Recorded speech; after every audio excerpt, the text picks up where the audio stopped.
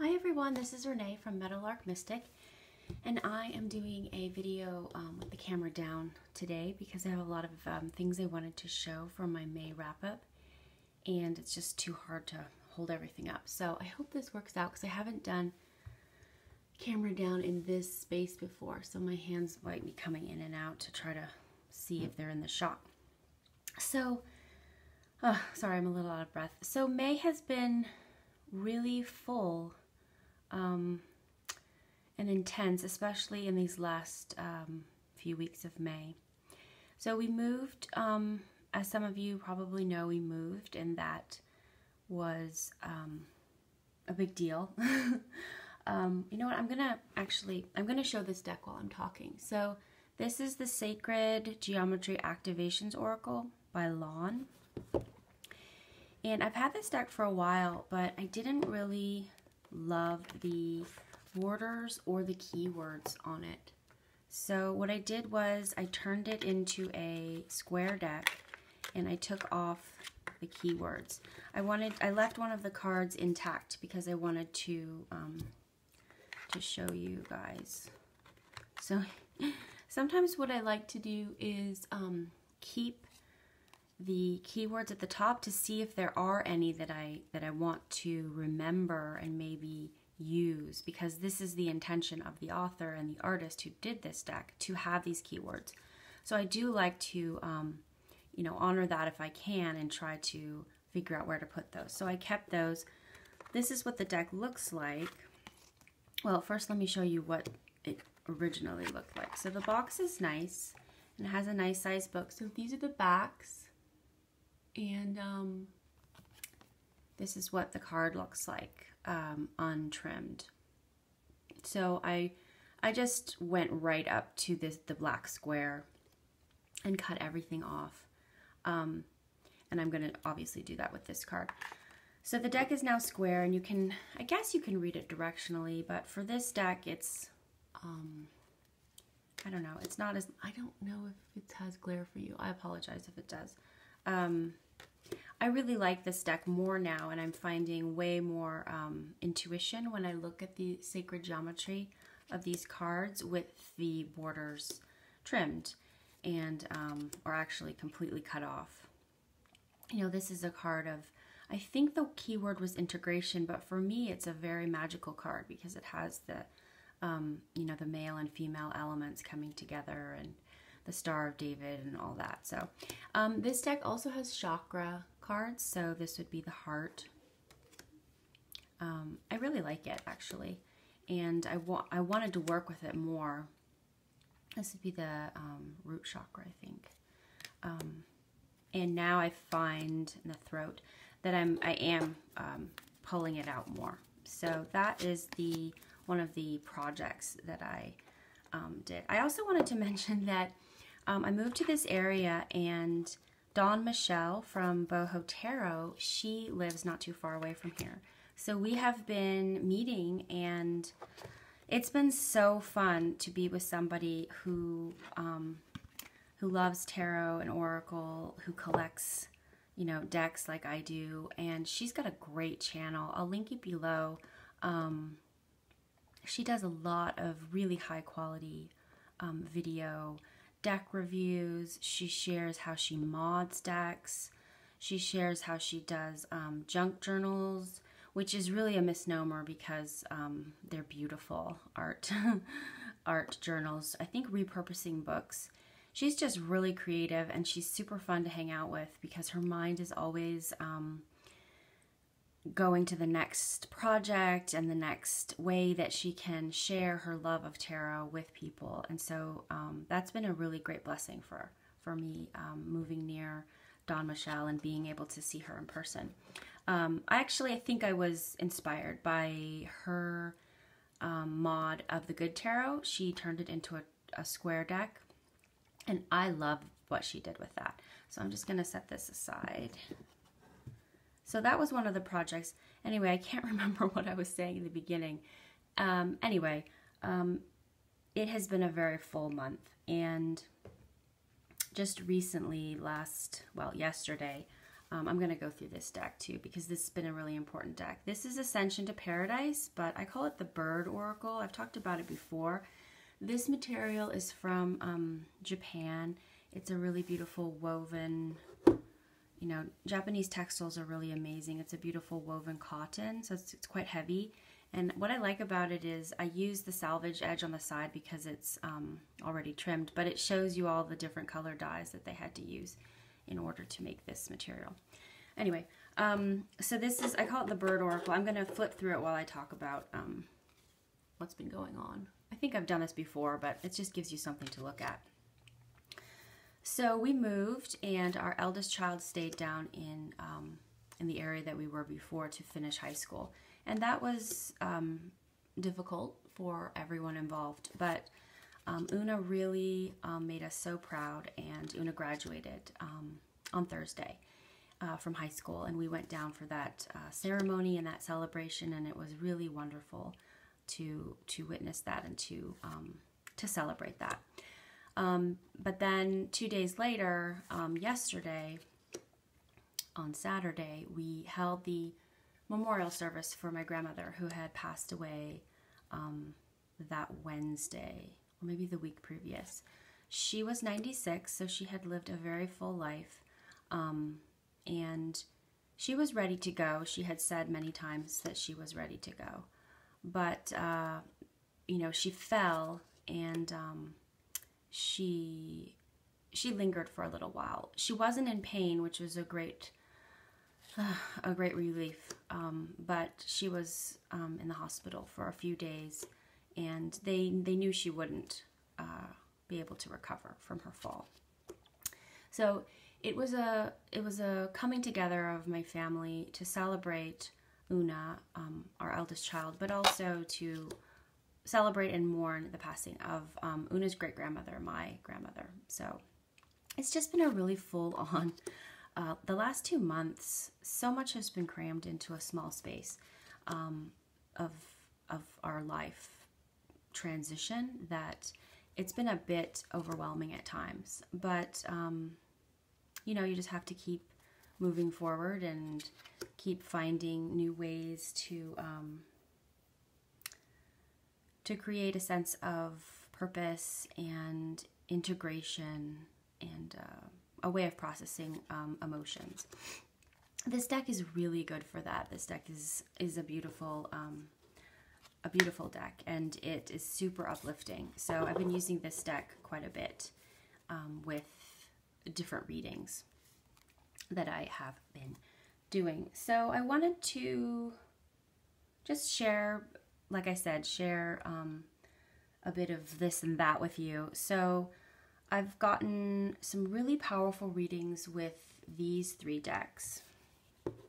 The Nature Nurture, I hope it's in the shot, the Chinese Tarot, and the Sasuraibito.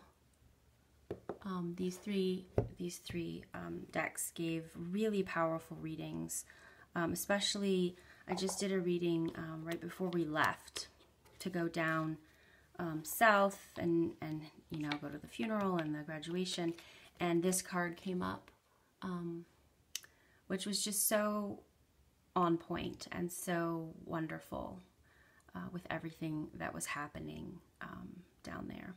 And so you know, I really love combining decks. I'm not going to open these because I wanted to share some other stuff.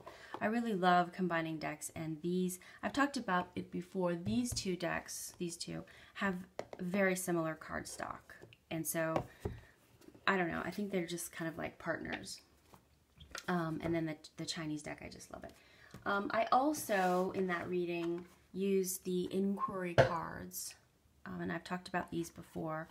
They are a really special shape, but the card that came up for our trip down there was this one, What is My Heart Saying? Which is, it was such a beautiful card to get because I tend to be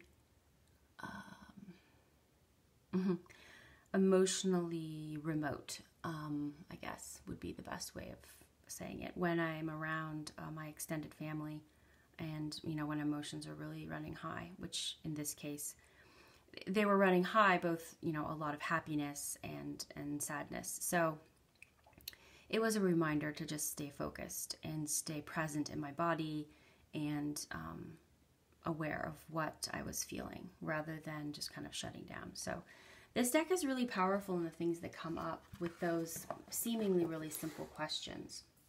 Okay, so what are some of the other things that I wanted to... Oh, so I finally finished the, I think I mentioned I had been redrawing, I don't even know if this is going to be in the shot. I had been redrawing the Shining Tribe cards because I wanted to get closer to the themes that run through this deck. And some of the artwork, it was difficult. I'm just going to move this because I'm going to set this down. Some of the artwork, it was difficult for me to really connect with. And that's it. I'm not saying this is the deck, The Shining Tribe, and this is by Rachel Pollack. And Rachel did all the artwork for this deck. And the ideas behind the cards, some of them are very traditional and some of them are not. They have to do with dreams that the author had or ancient sacred sites the author visited, rituals the author did, and ancient mythologies, like this is stars linked to Persephone. But I was, the text is so rich, but I was finding it very difficult for myself to connect with the artwork. And so I decided to redraw the entire deck with my own art. But most of the cards are inspired by what Rachel either talks about in the text or what she drew herself. So these are some, I think I've already shown these cards. I did the minor arcana first because I wanted to get a sense of the deck before I attempted the majors. And I'm glad I did that because like this card, for example, this is the Five of Birds. It was a difficult card to draw because of the perspective that the card has. It's looking down at a sacred site.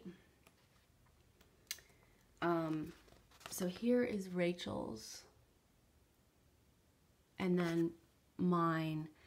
Sometimes my proportions, the layout of the card is not quite right, so like there's so much going on up here, but then there's not much down at the bottom. I'm not trained as an artist, and I'm definitely not trained as a graphic artist. So the layout of some of the cards are a little wonky, to say the least. But it really helped me understand this deck, and I'm really glad I did it because I really appreciate Rachel Pollack's vast knowledge of tarot and also goddess mythology and just myth and story around the world. So like this card, this Two of Stones, is almost just a copy of what Rachel Pollack did for that one. I'm trying to see if I can find it. So some of them I really understood and just wanted to kind of redraw it, but not really change it that much. So, there's mine and then there's Rachel's. It's very, very similar. Rachel did the tortoise upside down. And she talks about why in the book, but I put it right side up. Anyway, so as I went forward, and I'm going to be coloring these, like this is the one on the front. So that's that one, and then there's the one I did. I'm going to be coloring these, and then the majors were actually fun to do. But at first I was pretty intimidated by the majors. And these are the quartz. So for the quartz, there's let me start from the beginning. So there's the place, of stones, and then there's the knower of stones, and then the gift of stones, and then the speaker of stones. So that's how she organizes the court. So here's I'm just gonna flip through, let's see what time I'm at, 14. I'm just gonna flip through the majors really fast. This one is pretty different. The face is a flower. I don't even know if you guys can see this. Okay, so, and then that's the magician, and this is the high priestess. the Empress, the Emperor. This is, she renames it Tradition, and this is my Lovers. My Lovers is really different from Rachel's because I just have a different way of interpreting the Lovers, and I wanted to represent that in my Lovers card. So this is Rachel's Lovers, and it's called The Lovers Red Angel Dreaming, and it's dedicated to Sante Dredi. So it's kind of like the next step in the Lovers card, and mine is really different. You know, you just got the hint of the angels, and then you've got this sacred symbol from India of the, you know, like the chalice and the lingam, and then this intertwining of the two, male and female, and then again, you know, male and female, or just polarities kind of coming up. So it's really, it's a totally different than theirs. Than Rachel's. The Chariot, this is Strength. This one's very similar to Rachel's. The Hermit, and this is the Wheel. Justice is radically different than Rachel's, and so is the Hanged One. Death is very similar. I loved the Death card, totally understood it. Actually, I'll just show that to you really fast. I really loved that depiction of death, and so I kept it very close. There's Rachel's. You know, and mine's not colored, so, and there's mine. And then this is my Temperance, which is not, you know, Rachel's is very similar to the Rider-Waite, and mine's similar, but I liked the Temperance looking down, the angel. This is the Devil, which I think is pretty different than Rachel's. It's like that screaming goat man. This tower is very similar. The Star I did twice. So there's like this lady inside this like starfish, and then this star. This is the Moon, very much inspired by Rachel's card. I really liked what Rachel had to say about Artemis and the sacred arrow of the hunt, and so here's Rachel's, and then mine is here, and the, you know, the crayfish lobster thing. This Sun is almost exact copy of Rachel's. This is different. Rachel called it the Awakening, and then here's the World, which is the shining one, which I redrew, but it's very similar to Rachel. So that was really a fun process, and I'm going to keep going and color those cards. I did a really great reading with the Devas of Creation, and I took out the angels, the aces. So all the aces in the Golden Tarot by Kat Black are angels, and so I set them out to represent you know, mind, body, spirit, and heart. And then I pulled the Devas of Creation, and that was a really powerful reading and a really great way of checking in. And the picture of that is on my Instagram if you're interested, and that's just Metalark Mystic. So I just wanted to mention that. This is a very powerful deck, and Scylla Conway has also republished her Intuitive Tarot, which everyone thinks it's just, the production quality is really amazing. So if you wanted the Intuitive Tarot, which has been out of print for a really long time, you can get it from Scylla. I finally did a list of all my tarot decks, and I have, in case anyone's interested, I have 77 tarot decks and 45 oracle decks.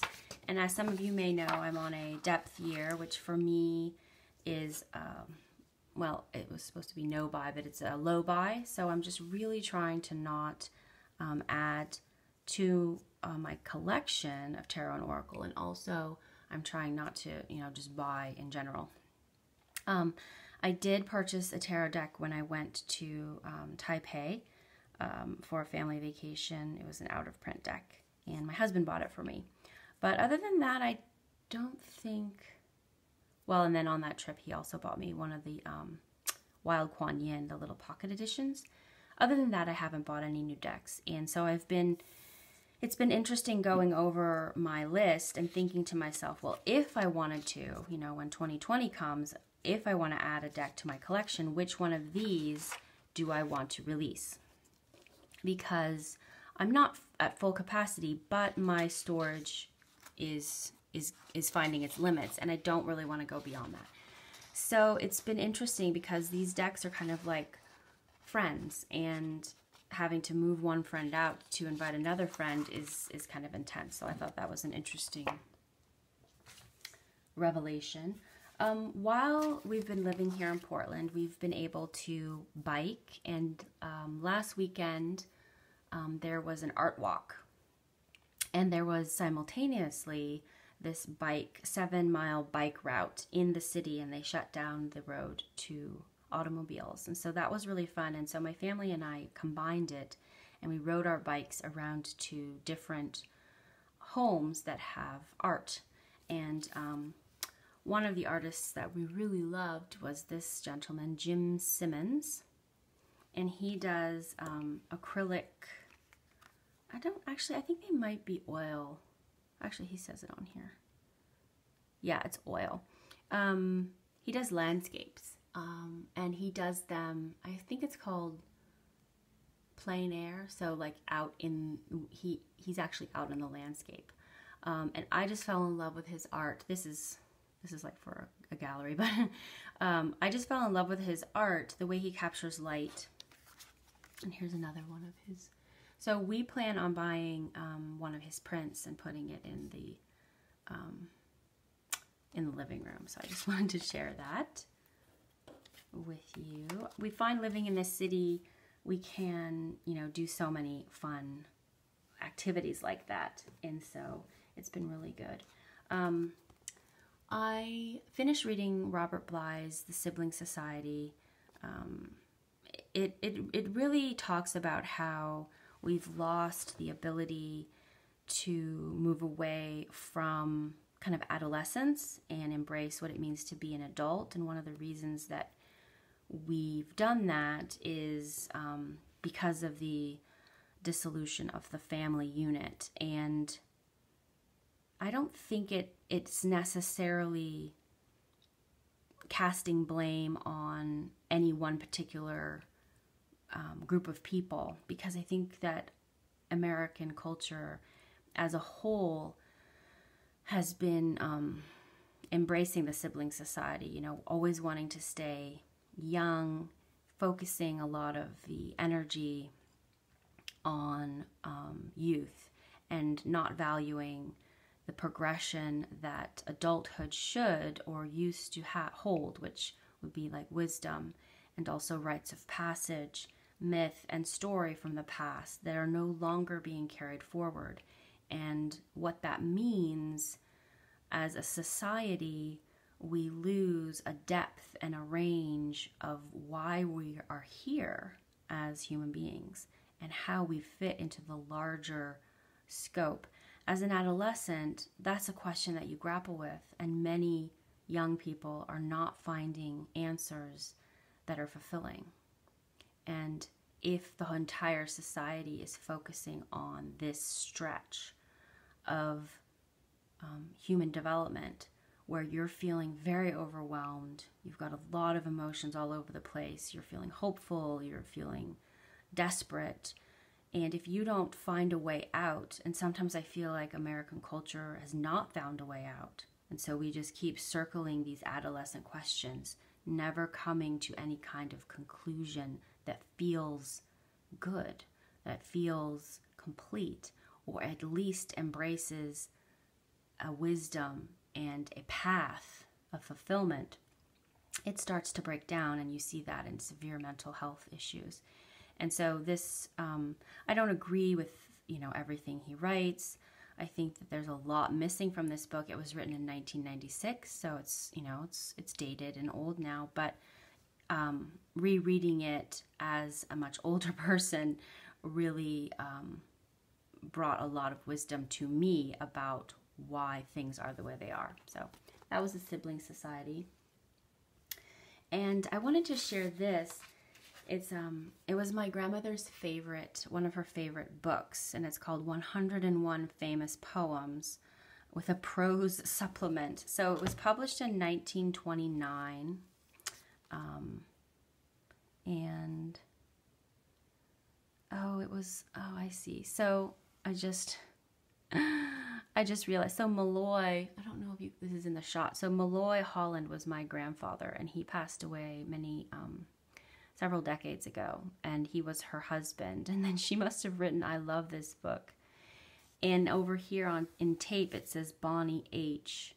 And that was my aunt, my grandmother's daughter, who passed away, when she was 40. I mean, you don't know that, but she passed away early. So anyway, I just wanted to share that this book was printed in 1929. And when I would go to my grandmother's and visit her, she would always want me to read. Actually, this was her favorite. I'm not going to read it because it's long and really sad, but it's called The Song of the Shirt by Thomas Hood. I'll just read this tiny little portion. It says, with fingers weary and worn, with eyelids heavy and red, a woman sat in unwomanly rags, plying her needle and thread. Stitch, stitch, stitch, in poverty, hunger, and dirt, and still with a voice of dolorous pitch, she sang the song of the shirt. So the poem goes on to talk about this woman. It's kind of the Industrial Revolution time, where she works, but she's also forced to kind of work like a machine in order to make ends meet. And, she's not allowed any time off. And my grandmother loved that poem. And I think she loved it because of its beautiful use of language. And that's one of the things that I think I inherited from her for sure, is a beautiful and appreciation of beautiful language. So that's 101 Famous Poems. What else did I want to talk about? I've been doing what's called morning pages. It's from Julia Cameron. Her book, The Artist's Way. I can't reach it really easily, but so what it is one of the exercises for her book is that you write 3 pages, I think it's 3, in the morning before you have a chance to do anything else, just to clear your mind and, get those ideas down. And I've been really enjoying that. But when I first started, my handwriting was terrible. Anyway, I really want to read this book. I've had it for a while. It's The Runes Revealed, An Unfamiliar Journey, and it's by Ingrid Kincaid. And Ingrid Kincaid actually lives in this area. And so next year, I plan on taking some of her courses on kind of a reinterpretation of the runes. And then Laura Vesta, she's also has a lot of classes offered, and I think she did the art for this book. But I'm definitely going to try to move into that. And I've been trying to read this book, The Wild Creative, but I got sidetracked with the Sibling Society. So I'm going back to this one, The Wild Creative, Igniting Your Passion and Potential, about, creating. So I feel like art is going to be a big deal. So that's what's been going on with me. I've been doing a lot of journaling, a lot of readings, and processing a lot of different feelings and emotions that have been going on. It took me a long time to rework and redraw some of the cards of the Shining Tribe. Also, reading through everything that Rachel Pollack wrote about those cards so that I could get a better understanding of what she was doing in that. And it's been very gratifying, and I can feel the artistic impulse growing. So I hope you're doing well, and I will talk to you soon. Bye-bye.